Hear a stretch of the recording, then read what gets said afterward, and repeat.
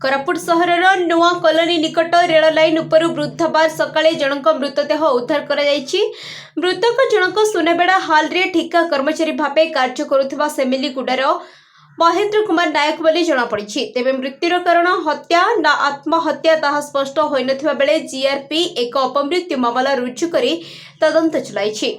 बुधवार सकाळे रेल धारणा मध्य भागरे जनक मृतदेह पड़िथिबा देखि स्थानीय लोके कोरापुट टाउन थाना को खबर देथिले।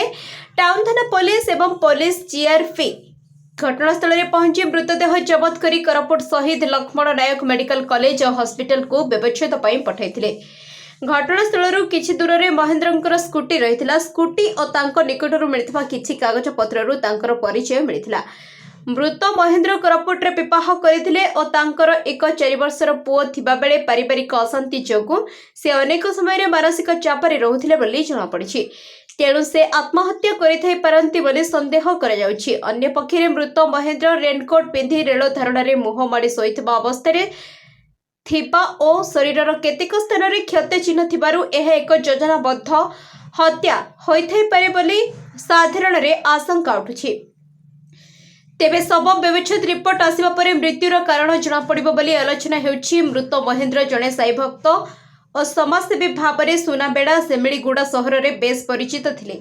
तेणु तांको मृत्यु खबर प्रचार हेबा परे स्थानीय अंचल में शोकर छाया खेली जाइथिबा बेले विभिन्न महल में शोक प्रकाश करा जाइछि।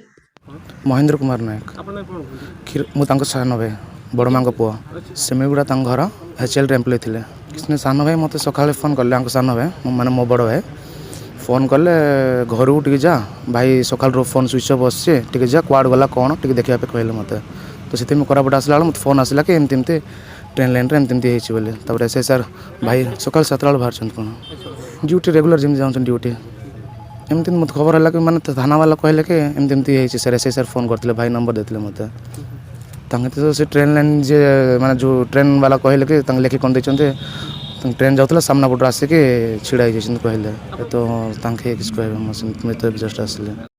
Bureau report the news today.